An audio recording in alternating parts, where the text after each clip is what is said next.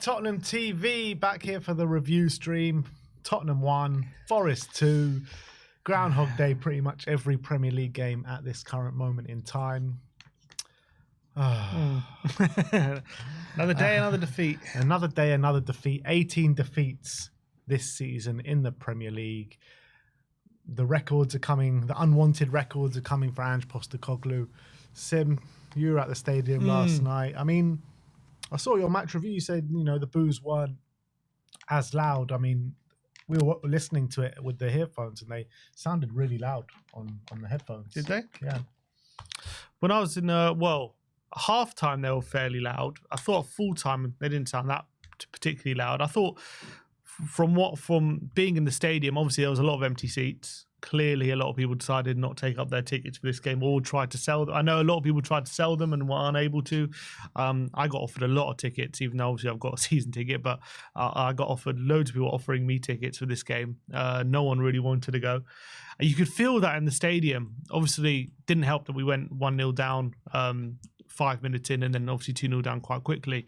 But it was weird. There wasn't like, even though we were 2-0 down, there wasn't like this, you know, those frustration groans and maybe that, like you were sitting in the West Stand. Maybe I couldn't hear it, but it's possible.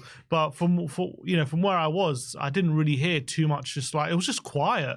It was just like apathetic. It was like no one really cared that much about what was going on. I don't think anyone in the West Stand ever cares too much about what's going on. That's fair. So.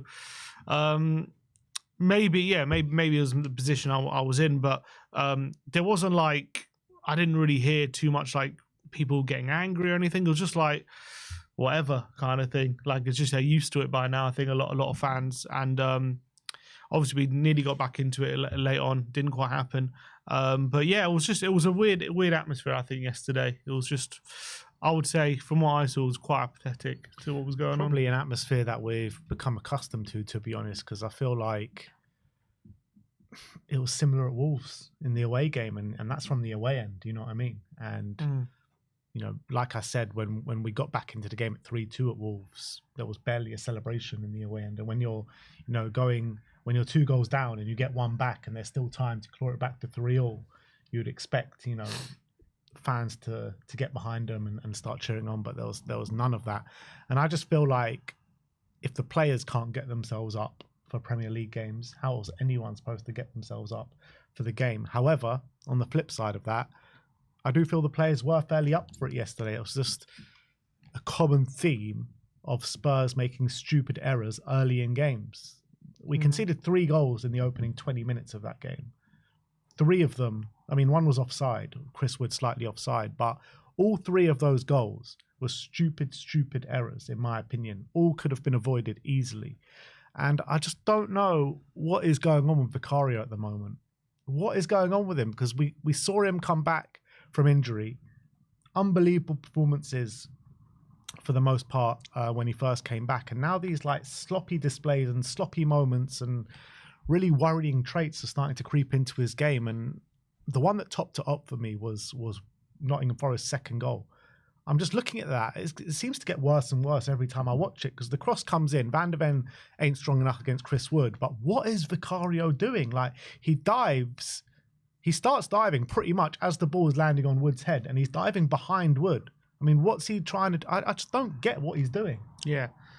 And obviously, it's not the first time we've seen him flat from a corner, but in terms of a mistake like that, where he just gets nowhere near it and gets completely... Basically, gets beaten in the air by a player heading the ball, which you should never be happening when you're a goalkeeper. But he was never going to win that with the way he was diving. He dived behind him. Like, he was nowhere near him. He'd mistimed it, clearly. What I would say in that situation is, if Vicario doesn't do that, it still probably goes in, because I think it is quite a good header from Wood and he's getting there. I don't think any of our defenders are getting there. You look at the defending, Wood's around, I think, 3 or 4 defenders, including Romero and Van de Ven, and he's the one winning it. No one else is challenging him well enough.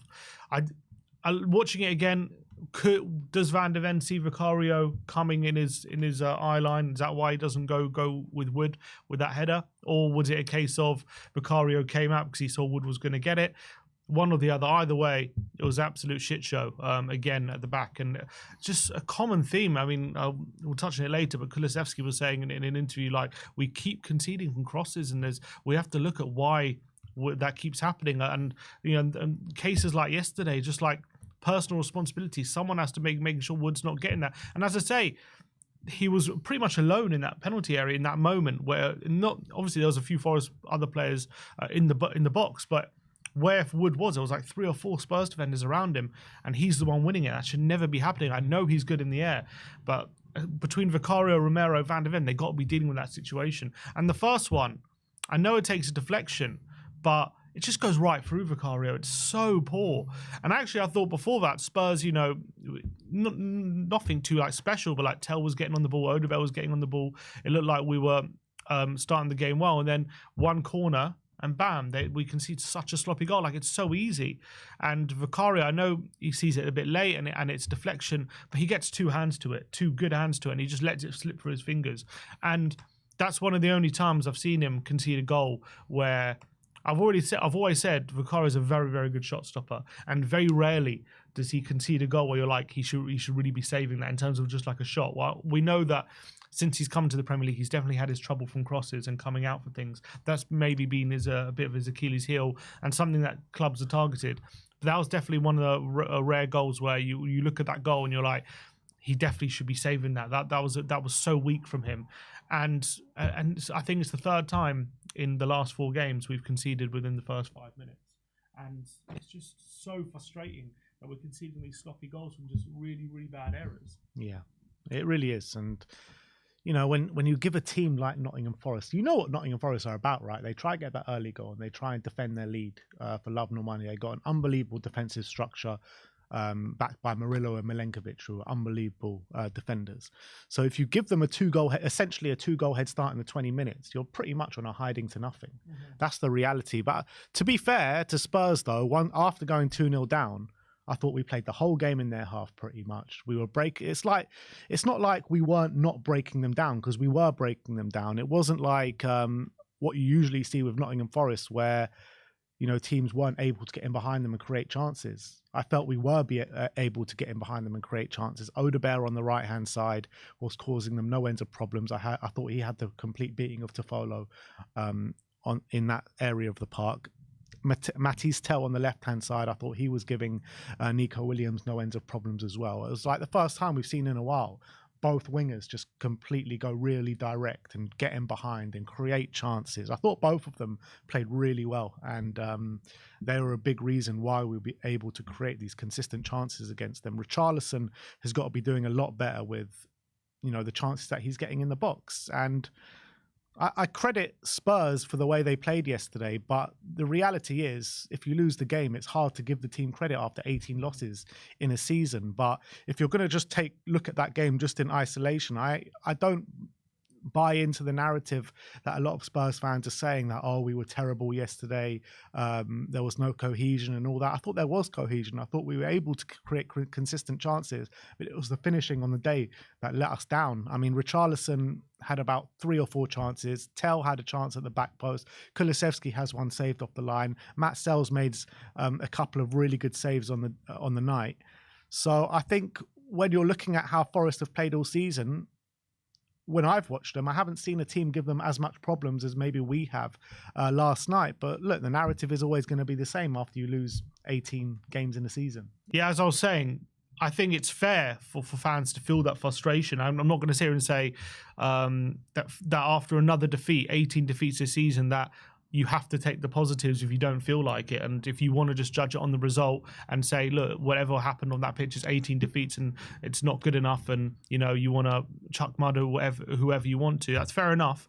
But I think absolutely, I thought the performance was a lot better than what we've seen for a lot of this season, in the recent weeks, and we were very unlucky not to come away with something out of that game. We did create a lot more chances, as you say, than most other teams do against Nottingham Forest. There's good chances as well, and I think what a difference it makes as well when, I think, especially when you're playing against a team who got a low block like Forest, what a difference it makes when you have 2 wingers who are willing to take on their man, commit players, and open up the space. Because I just think it made space for other players. I think Porro definitely enjoyed a lot more space as well, with Odebear forcing their fullback back and kind of creating the defense to be a bit that much deeper, allowing that more space for Porro to operate. And he obviously had a lot of joy with his crosses into the box and creating multiple chances for Richarlison and players in the box.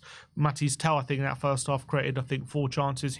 Some of his crosses was also good, and I thought he was having quite a bright game. But I thought Odebear in that first half was fantastic. Some of his crosses, flashes across the face of goal, and Richarlison has just got to be putting that chance away. I don't know if he takes his eye off the ball or which one are you talking about? The one in the first half where he kind of gets a big head on it, but doesn't kind of fully commit to that header. You're talking about when he was doing star jumps in the penalty box, because the ball comes in, right, and he jumps, but he doesn't turn his head towards the goal. It felt like he did a star jump pretty much and just headed it away from the goal. I don't understand. Gets good contact on it, but all he had to do was hit it with a bit of conviction towards the goal, and that's a goal. Yeah, I don't know whether, because he did clatter into the post. I wonder if for a split second, he was worried. He kind of was worried about clattering into the post. So he kind of pulled back a tiny bit, which obviously made the difference. But in that situation, I absolutely agree. Thump it into the back of there. It's an open goal. He's got to be putting that away. And then you get a goal back for half time, and obviously the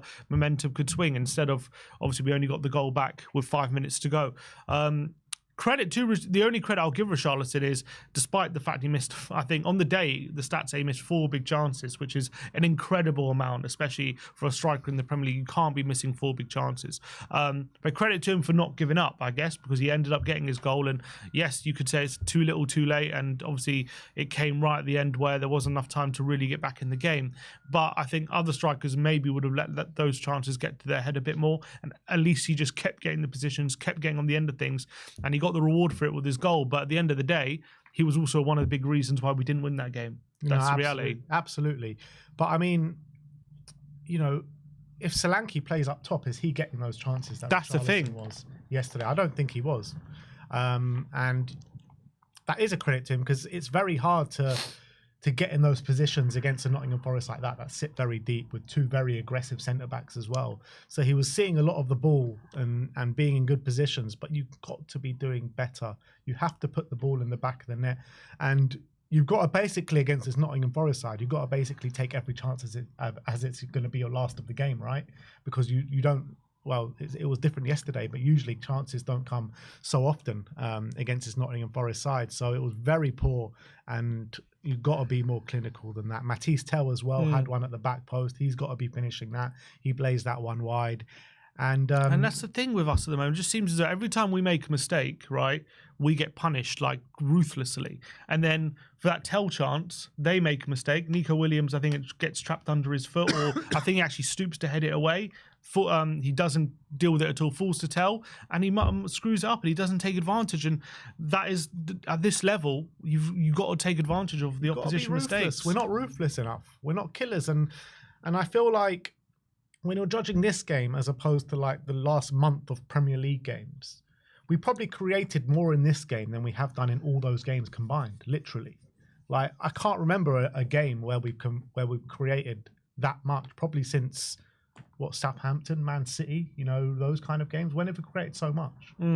Yeah, I mean, that was probably in terms of even the amount of chances. Maybe the Frankfurt first leg, we created a similar amount. But those 2 games are the last 2 games in a while that we've actually looked okay and decent from an attacking perspective and been able to create consistent chances. So that is a positive to take away from the game, but you can sit here and take away as many positives as you want, but it's another loss.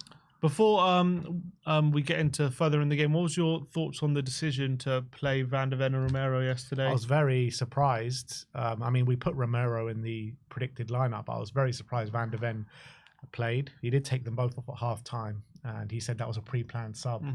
I mean, if you're planning to, it didn't really do us any favours, did it? Playing Romero and Van de Ven. Yeah, I actually thought Davis and Danso probably did a bit better when they came on. I actually didn't think they played that well, Van de Ven and Romero, to be honest. Romero was shocking, to be fair. I felt like Romero was playing to get sent off. Literally, he should have got sent off in the game.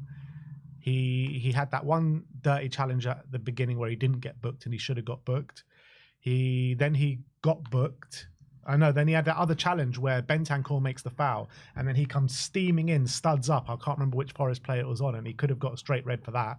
And then he got booked later on in the first half. So I mean, he made 3 minimum bookable offences. He definitely should have got sent off yesterday, Romero. Yeah, and I thought, for the goal that was ruled out offside, didn't cover themselves much glory for that one. For the goal that the second goal we conceded, Wood puts himself in between Romero and Van de Ven. Then wasn't particularly great on that one, and I think it is a bit of an odd decision to play them both. His reasoning was, especially with Van de Ven, he wants to get him a bit more used to playing 2 games in a week, because I don't know, this season he hasn't done it that much, and clearly and the one time he did do, I think he got injured. So he was trying to kind of ease him into that kind of schedule. But he said if the game would have been on Sunday, they wouldn't have played at all. It would have just been Danso and Davis. But because we had that extra day, he thought he would get them in.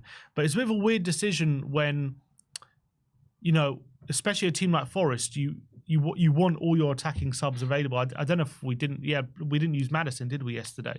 So going into a game, planning to take off both your centre-backs, basically planning to waste 2 substitutions on swapping your centre-backs, I think it's a bit of an odd decision. I mean, Maddison was the only one attacking player that we didn't bring on. We brought on everyone else. I know, I just think it's a bit of an odd decision to go into a game saying we know we're gonna waste 2 of our subs on swapping 2 centre-backs at half-time. It's just a bit odd.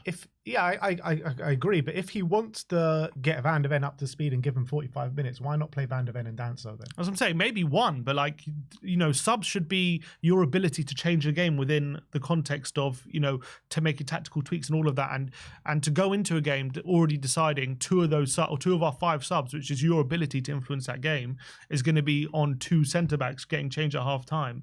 I just think that's a bit of a strange call, I would say, from Ange Postecoglou. I think if it's 1, I can understand it. But to wait, basically you're wasting 2 subs in terms of your ability to change the game. Well, he's using these games as what they are right now, and pretty much just a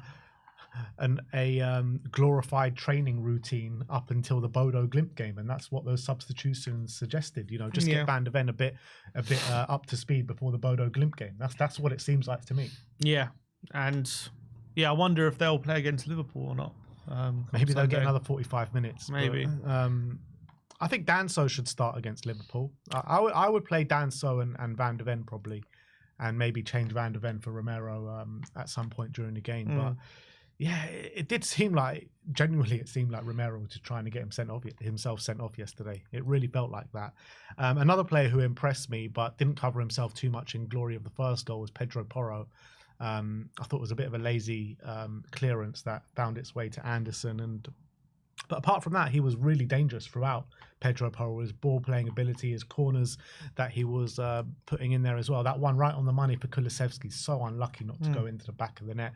Unbelievable clearance from, I think it was Harry Toffolo on the line. But I mean, our best players last night were Pedro Porro, Odegaard and Tell, pretty much. Yeah. I thought Sarr put in another bit of a no-show. Kulusevski doesn't look really match fit, really.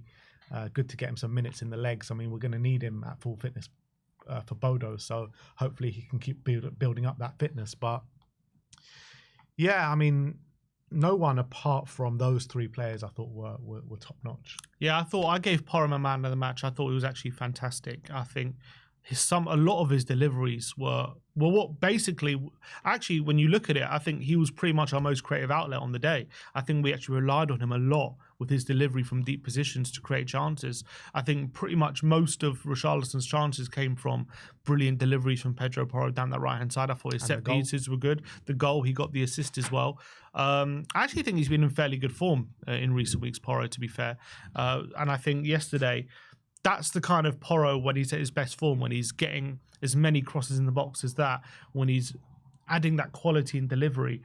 That's when Porro's playing well. And I thought he was really good yesterday, Pedro Porro. I thought it was a really top performance, and he's hard to handle when he's in that kind of form, Pedro Porro. And I think he was one of the big Achilles heels for Forest, because when he picks up the ball in those deep positions, when they're playing a low block, either they have to come out to him and open up a bit, or they have to allow them that time and space to cross it. And either way, they couldn't really deal with it a lot yesterday. I think Porro was the main man unlocking their defence, to be honest, for a lot of the game. So I think he was my man of the match. I thought he played really well. And as I say, with the wingers, it was I think it was the first time we saw them start together on the wing. And we've always said we need wingers who are able to dribble on those outside when they're kind of hugging the touchline, and they were much more suited, I think, to playing those roles than maybe Sonny's been. I think maybe even Johnson at times. Obviously, on the flip side, they maybe not getting in the box as much. But I think when it comes to them being on the touchline and taking people on, they just look so much more dangerous, and they look like making things happen much more than Son and Johnson, I would say. The thing is with Odegaard, though, and I've noticed this with him, the majority of games that he plays, he drifts in and out of games a bit too much. Like sometimes he's just not, you just don't notice him for like a good 20 minutes in a game. And then like for the last 20 minutes of the first half, I thought he was brilliant, relentless on that right-hand side. But then apart from that, he didn't really do too much else. It was mainly just those last 20 minutes of the first half. He gets taken off for Brennan Johnson, and Brennan Johnson did absolutely nothing when he came on. But Odegaard, I think he needs, I know he's young and he's still learning his trade and all that, but he needs to be able to kind of last the distance a bit. Yeah, I think obviously he's had some big hamstring injuries this season, so it's all about, I think you don't want to put too much kind of strain on him. I can understand you don't want him to redo that injury, so I'm guessing that's in the back of our minds. But 100%, I think going forward, he has to influence the game as much as possible. I think his final third delivery, which is, I've actually been fairly impressed with his crossing ability, his final third ability when he gets to the byline. I don't think it's terrible. It's a bit hit and miss. It is a bit hit and miss, but I think it's not as bad as I thought it was. I think it's quite decent. He's got an ability to pick people out, so that's decent. And obviously, I think he looks a lot better on the right than he initially did at the beginning of the season. Maybe he's worked on it, but he looked a lot better at the beginning of the season on the left-hand side, and I thought on the right recently he's looked a lot better. So that's really good as well. So I'm very encouraged by him. But yeah, I think obviously he's not the finished article by any stretch. He's got a few areas to improve. Jed Spence as well. I mean, he was not great yesterday. I thought, he wasn't bad by any stretch of the imagination, but he's not kind of impacting the games as he used to, or as he was earlier on in the season. I feel like this has happened over the past month or so. Hasn't been able to take that game by the scruff of the neck like he was, and being that like bull in a china shop kind of thing, and just marauding down that left-hand side. I feel like a doggy is definitely playing at a much higher level than him at the moment. And again, goes back to Ange Postecoglou's decision to put a doggy in the first team now, and I think that's completely warranted, isn't it? At the moment, I think the doggy's well outperforming Spencer over the last few games, and it's good to have competition. I don't think, as you said, I don't think Spencer was bad or yesterday or anything. I think it was like a solid performance, but when you go back to his performances probably a month ago or 6 weeks ago, he was like our best player on the pitch and he was outstanding. Not quite at that level at the moment, but a doggy over the last few games pretty much has been at that level, and he's been really, really great. So at the moment, the doggy, I think, has that shirt in terms of, I think Porro and the doggy at the moment should be our first choice fullbacks right now. Yeah. Until Spence wins that place back. Another player that I was surprised that started yesterday was Rodrigo Bentancur, because I thought Bissouma was going to start the game, and we were going to... It was definitely a lot less rotation than I thought it was going to be this Forest game. And Bentancur, I thought, he was doing fairly well in terms of every time the ball was coming into that area of the pitch, he was recycling the ball and being fairly aggressive. I mean, he didn't even need to be overly aggressive in this game because Forest didn't really come into our half that much. But yeah, I mean, it wasn't maybe as strong as it has been in the two Frankfurt games. But what he does do is he just keeps the ball moving and ticking over, doesn't he? I think it was a bit up and down from Bentancur, but mostly good. Yeah, it was a bit hit and miss. I agree with that. I think there was some really decent stuff in terms of his just ability to stop Forest on the transition. They didn't really hit us that many times over. I mean, obviously they did in the first 10 minutes, but after that didn't really hit us too many times in the transition. I think that's a lot to do with Bentancur, but there were a few times where he did look like a stretch. Remember in the second half, Hudson-Odoi completely rinsed him, didn't he? And thankfully it came to nothing, but there were times as well where he did look a bit overrun, and he played 90 minutes, didn't he? He played 90 minutes. So I don't know if he needed to do that, but You could have brought on Basuma maybe, but yeah, I don't think it was a bad game, but he definitely was much better in the 2 Frankfurt games, 100%. I don't think it was his best game. But I thought Bergvall had a great cameo. He always does, man. Yeah. Bergvall, you know what you're going to get these days. Just come on, quicken the tempo, be a bit direct, show that kind of ball carrying ability, and actually just show that he wants it and show that he wants to drive forward and make an impact. And I think that that's exactly what he did. He made one unbelievable crossfield pass. I think it was to Brennan Johnson out on the right hand side. I mean, that pass was incredible. Yeah, and I think a lot of his long range passing was good. And one other thing to note, I think obviously we in the second half, obviously, I think we had them penned in and we were creating quite a few chances. Sells was making a lot of good saves. And then I think for one of the first times this season, we actually changed it to a 4-4-2 for the last, 20 minutes. Yeah. And we didn't get worse, which is a rarity. I think, to be fair, I can't remember too often we've gone with a 4-4-2 with Richarlison and Solanke as our strikers. Usually it's Son up front with Solanke. But this was one of the few times we've seen Solanke and Richarlison together. And we're whipping in crosses in. I actually think Richarlison, he got a lot of help with the fact that Solanke was taking a bit of the presence away from him. And I think Richarlison was able to get a few chances while Solanke was on the pitch. Solanke himself, don't recall him getting too many chances, but I think just his presence caused a bit more chaos in that box. And when Porro was whipping those crosses in, when he had two, good aerial threats to aim at, it helped us a lot in those last 20 minutes. And actually, I thought it allowed us to create a lot more chances against this Forest side. So hopefully we get to see that a bit more in the last few games of the season, Solanke and Richarlison. Yeah, it's true, but I feel like Nottingham Forest, that's their game plan, isn't it? Just to get deeper and deeper and deeper, protect that lead.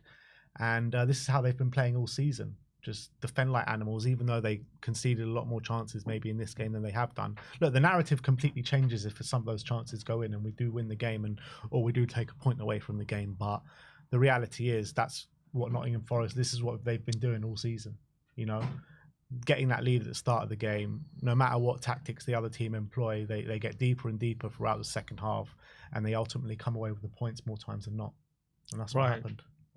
Right. What's that got to do with the formation change? Because I'm saying that as much as the formation change looked good, it still played into the way Nottingham Forest still got away with the result, and they still, we still didn't put the ball in the back of the net enough to take away anything from the game. So it didn't really make too much of an impact. Well, that's fine. But I'm just, in terms of result, it didn't. I'm just saying in previous games when we've changed to 4-4-2, it hasn't worked at all in terms of the amount of chances we create. Yeah. But on this occasion it did. And that's I don't even remember the last time we did it. When's the last time we even did it? When was the last time we switched to a 4-4-2? We've done it a few times. Done it this season? Yeah, a few times this season. We've done it. We've mentioned it a lot. The fact that whenever we go to a 4-4-2, it completely flops. It's happened. We've done it quite a few times. I can't remember the last time we did it, but we have done it quite a few times this season, and it hasn't been good. But on this occasion, I actually thought changing to 4-4-2 really helped us and helped us to, sustain that pressure and create quite a few chances. We moved to a 4-4-2. Yeah, I'm saying that was the only time we've done it with Rishi and Solanke. Usually we've done it with Son up front. Yeah. I remember Ipswich at home, we changed to it and it was terrible. Trying to remember, did we do it at Wolves? No, I don't think we did. I can't remember the other times we did it. I think we've done it before as well with Scarlett there, potentially. Maybe was it Fulham away? Did Scarlett come on that game? I can't remember exactly, but there's been a few times we've done it and it hasn't worked. But it was not a bad change yesterday when we went to it, and it helped us, I think. And hopefully going forward, I'm saying that's an option with Solanke and Richarlison together, because they just haven't been fit together. Let's be honest. When one's been out, the other's been fit, and vice versa. So it's been rare they've both been fit. So let's hope we see that maybe for if we in games where we're behind and we really need it, we see Solanke and Richarlison a bit more together. Yeah. It's just extremely frustrating just to watch the team lose yet again. I know these games don't really mean much and they're just a glorified training session for the Europa League, but it's just so hard to watch, isn't it?